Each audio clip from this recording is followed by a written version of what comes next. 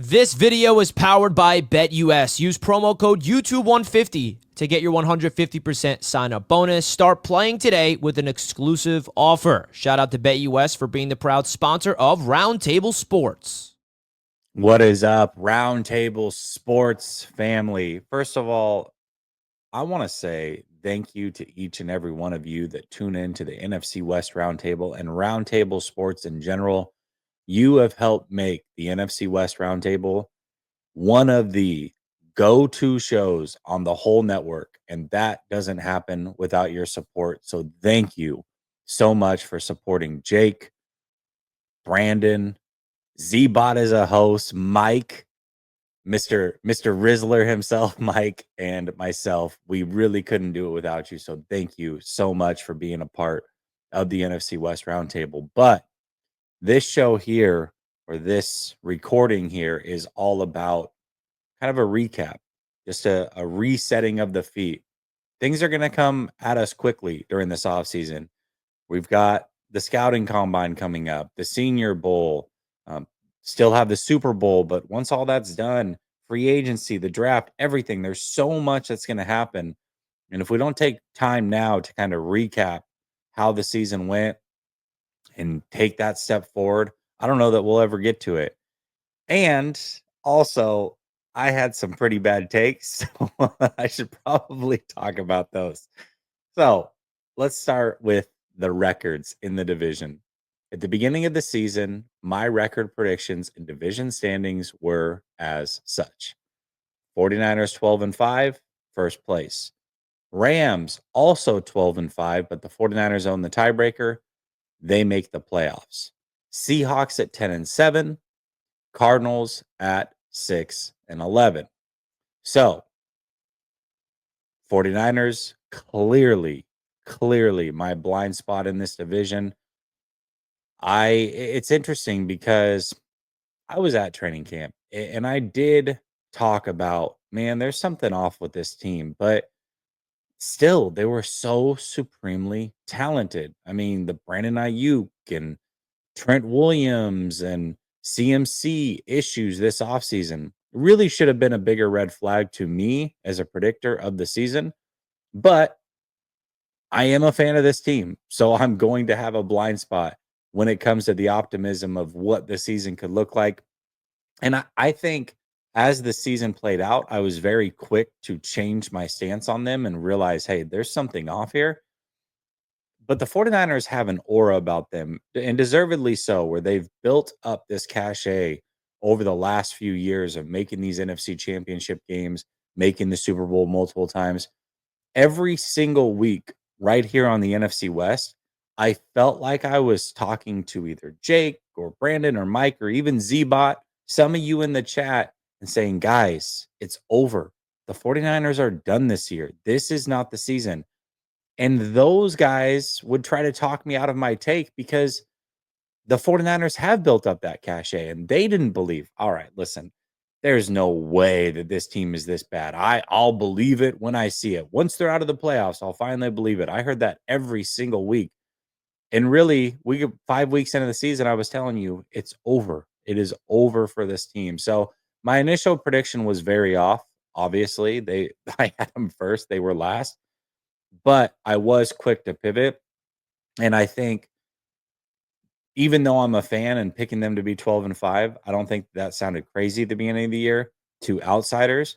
And I think watching other people slow to the process of the 49ers not being good tells me that I wasn't necessarily off my rocker too much with that pick.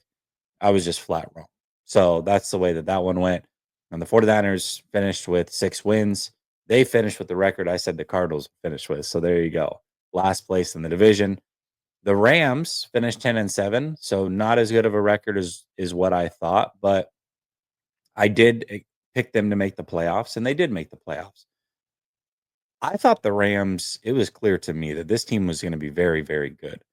And I thought losing Aaron Donald, the original prediction was 12-5. I think that prediction, I don't remember the timing. I have to go back and look. I feel like that prediction was more made off of thinking Aaron Donald was going to be a part of that team. And then I just never adjusted it. I should have. I probably should have said, hey, 10 wins, 11 wins is more realistic. I still thought they would be a playoff team, though. I did. And the way that they drafted, phenomenal per usual. They do a great job drafting, especially defensive linemen. They've figured that position out like crazy. But you have Matthew Stafford and Sean McVay. I mean, two absolute studs at two very important spots. The question mark with them was the offensive line. Well, as the season went along and injuries happened and what have you, the offensive line wasn't great. But I think the Rams are in a really good position going forward with their offensive line. If I was a Rams fan, I'd feel very confident that their offensive line is going to be good. Yes, you can't predict injuries, but that unit is it's an uptick for them. It's better than what you could have expected, especially once they got healthy, and you should feel pretty good about that going into next year. The Rams are very good in the trenches, and that to me is what wins football and aid the most in winning football games other than your quarterback and coach. They've got it, and they've got a quarterback and they've got a coach. I think interestingly enough, what's happened to the Rams over the course of the season, and I don't know that anybody could have predicted it, is that their offense is kind of meh. They're not explosive. They need to get explosive this offseason. So if I was going to tell you how to fix the Rams, I would say you have to go find a way to get explosive this offseason. You have to get explosive. And you have to shore up that secondary, whether that's signing a Kello, making a couple other moves, drafting some guys, whatever they do, they have to shore up the secondary and they have to get explosive on offense. Huge shout out to BetUS for sponsoring today's show. If you guys go to BetUS, you guys can use a 150% bonus on your first deposit to get a 150% bonus, 125% on your next two. That's up to $2,000. The Super Bowl is here. Chiefs Eagles, and the early odds is in favor of the Kansas City Chiefs with 1-point favorites with the money line at -127, and the over-under is at 49. If you want to check out BetUS, you can already bet on the Super Bowl. They have a lot of fun prop bets. You can even bet on the coin toss if you wanted to. Are the Chiefs going to win the coin toss, or are the Eagles going to win the coin toss? And if you stay tuned to BetUS, they always come out with the best Super Bowl prop bets on the entire planet. So definitely go check out BetUS at betus.com.pa and using the promo code YouTube150 when you sign up today. You cannot rely on winning games consistently with 3 yards and a cloud of dust.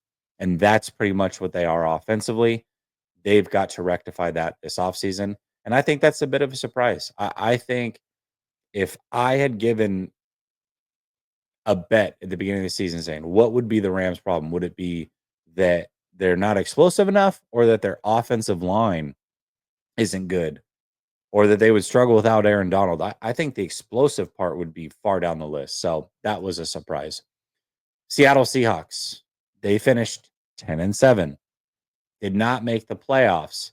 That was the record I actually predicted them to be, was 10-7. And I didn't have them making the playoffs that I remember. I'm pretty sure I did not. So they finished pretty much where I expected. I think the McDonald hire is still a home run. I like that they've already moved off of Grubb, and then they've gone and gotten Kubiak. I almost said Slowick. Slowick just got fired with the Texans. They went and got Kubiak. I like that move. I think it's a good move. I think Mike McDonald is a superstar coach in the making, and if he was an offensive guy, he would get a lot more credit for what he brings to the table. But as a defensive guy, and that's not as pretty. That team, to me, is stacked. I mean, there's a lot of really good players. That's why I was pretty confident in a 10-7 record. And I feel like still to this day that the Seahawks are underperforming a little bit, although they met expectation more this year than they had the year prior. I get it, 1-win difference, whatever, not a big deal. But ultimately, just the way that they played, they were in these games. That is a competitive team. And defensively, more so than anything, they showed what I expected that they could show. That is a talented defensive unit, especially. Now, the Seahawks, what do they have to fix? It's no surprise. I'm not a Geno Smith guy. I'm just not. He's all right. I think anybody trying to sell me that he's elite or what, I think it's bogus. I don't know how anybody can think he's elite. He made so many mistakes. It felt like every week he was throwing a red zone interception. It's like, yeah, I get it. Quarterbacks have bad things happen. They get pressured. That is not within their control. Control your controllables. And Geno Smith, to me, doesn't do that. Doesn't do that enough. Yes, you got pressured in the red zone. Doesn't mean you have to say YOLO and just throw it up in the air. Take a sack. Take your 3 points. 3 is better than 0. So Geno Smith to me is an issue, but I don't know that that's an issue that you can rectify and get better this offseason. What you can do is you can give Geno the best team possible to be competitive. And the way that you do that is you beef up that offensive line. I know Brandon's like, hey, listen, Jesse, I've been telling you the offense. I get it. It is a problem. Now, from a talent standpoint, I see some names on there that I really like, but they have to put more assets into that. They have to fix that offensive line. That is priority number one. I think if they do that, keep Geno upright. You've got the new offensive coordinator in Kubiak that is going to be creative. He's going to get the ball out of the hands quicker for Geno Smith. That'll make his life easier. They'll be more committed to the run game than ever. I think that the Seahawks can bounce back and be an 11 or 12-win team next year. I really do. So I think the future is bright there. Arizona, very, very interesting. I had them as a 6-win team. They ended up winning 8. At one point, the Arizona Cardinals came out of the bye week as the team, believe it or not. It's crazy to think about that, but they were the team. Their future is interesting because if you just look on the surface, you say, all right, they have a ton of money. They've got the draft assets. They can do this. But they're really in an interesting situation because the NFL doesn't give you forever to work through these things. If you told me their coaching staff and Kyler Murray, no matter what, were safe for the next 2 years, I would feel really good about the direction of the Arizona Cardinals. But that is not the way that this is going to play out. You've got a head coach that is going into year 3 now and has not made the playoffs.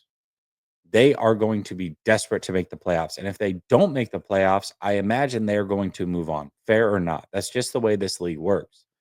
So that means their timeline of building this the right way doesn't necessarily match up with the timeline of a head coach that is going to be desperate to get into the playoffs and a quarterback that is going to be desperate to get into the playoffs.